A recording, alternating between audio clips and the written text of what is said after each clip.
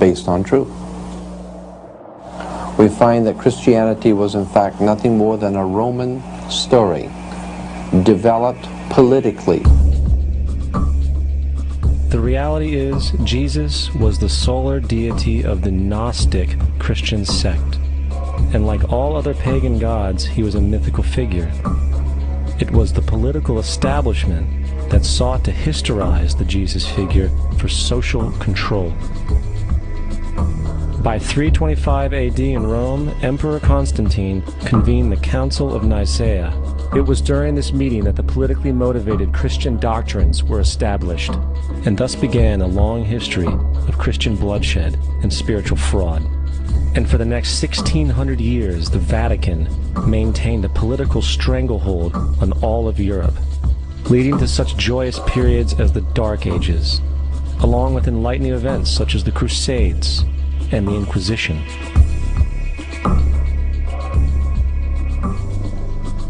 Christianity, along with all other theistic belief systems, is the fraud of the age. It serves to detach the species from the natural world, and likewise each other. It supports blind submission to authority. It reduces human responsibility to the effect that God controls everything, and in turn awful crimes can be justified in the name of a divine pursuit. And most importantly, it empowers those who know the truth, but use the myth to manipulate and control societies. The religious myth is the most powerful device ever created and serves as the psychological soil upon which other myths can flourish.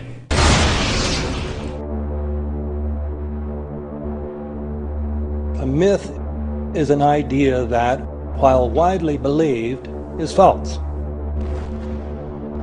In a deeper sense, in the religious sense, a myth serves as an orienting and mobilizing story for a people.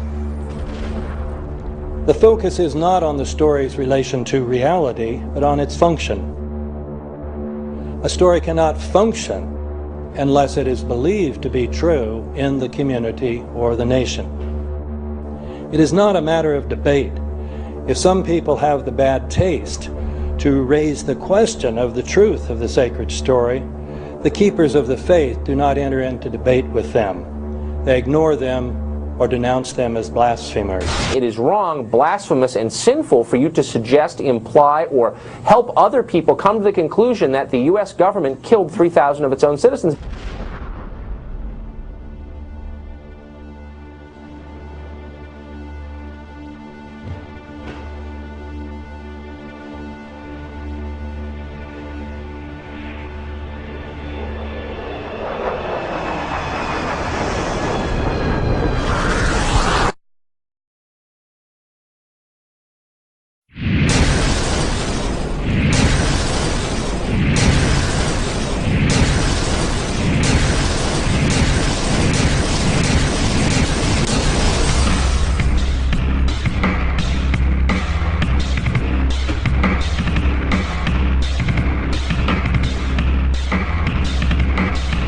As if a demolition team set off when you see the old demolitions of these old buildings. It looks like one of those scenes of an old building being purposely dynamited and blown up. Anybody who's ever watched a building being demolished on purpose knows that if you're going to do this, you have to get at the under-infrastructure of a building and bring it down. The way the structure is collapsing, this was the result of something that was planned. It's not accidental that the first tower just happened to collapse and then the second tower just happened to collapse in exactly the same way.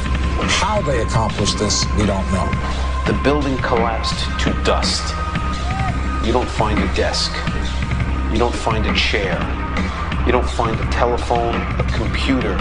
The biggest piece of a telephone I found was half of the keypad, and it was about this big. What happened to the concrete? The concrete was pulverized from river to river. There was dust powder 2-3 inches thick. The concrete was just pulverized. In addition to those pictures we've all seen too much on television before, when a building was deliberately destroyed by well-placed dynamite to knock it down. If they had detonated, if they were planned to take down a building. Boom, boom, boom, boom, boom. I heard a second explosion. There was a heavy-duty explosion. Then there's some secondary explosions and then the subsequent collapses. An explosion blew and it knocked everybody over. To me, it sounded like an explosion. It sounded like gunfire. Bang, bang, bang, bang, bang. And then all of a sudden, 3 big explosions. We heard a big explosion coming down. And then the entire top of the building just blew up. We saw some kind of explosion. By the force of the explosions. Big explosion. Blew us back into the 8th floor. Then we get to the lobby. This is a big explosion. The lobby looked as though a bomb had exploded there. A huge explosion now raining debris. It's been a huge explosion. Huge explosion that we all heard and felt. We just witnessed some kind of follow-up explosion. We heard a very loud blast explosion. And a secondary explosion at Tower 1 camp. That is another bomb going off. He thinks that there were actually devices that were planted in the building. Planted in the building.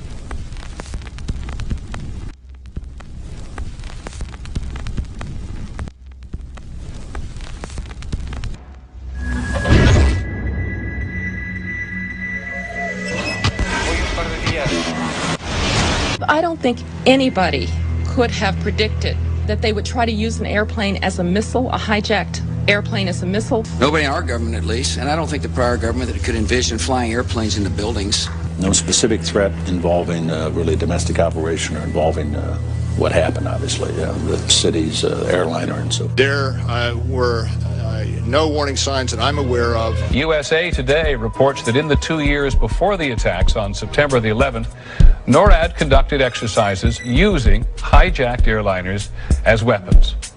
And one target was the World Trade Center.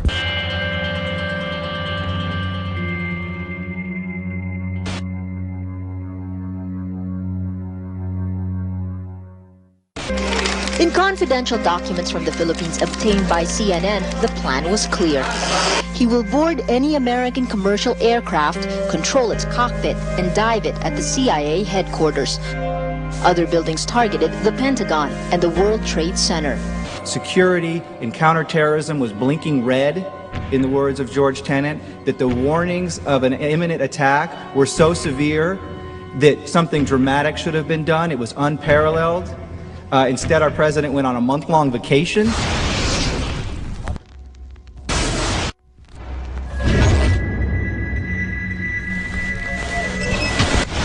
The head of Pakistani intelligence at the ISI, Mahmoud Ahmed, requested Omar Sheikh to wire $100,000 to Mohammed Atta, who was the lead hijacker. Hijacker Mohammed Atta received wire transfers via Pakistan. The man sending the money to Atta is believed to be Ahmed Umar Saeed Sheikh. Omar Sheikh admitted he was supported by the Pakistan government's intelligence service, the ISI.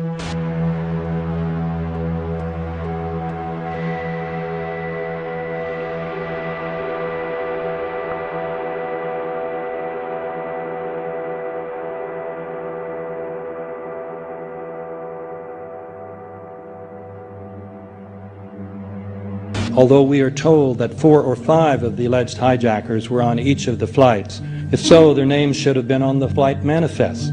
But the flight manifests that have been released contain neither the names of the alleged hijackers nor any Arab names whatsoever. We know that the men who were supposedly the hijackers had their houses, cars, credit cards paid for by the U.S. government. They were, in truth, agents. Evidence was also apparently planted. The passport of one of the hijackers on Flight 11 was allegedly found in the Rebel. Goes through the fireball, through the side of the plane, and comes down the ground unscathed. But something happened. For 6 months, they reported they had this passport.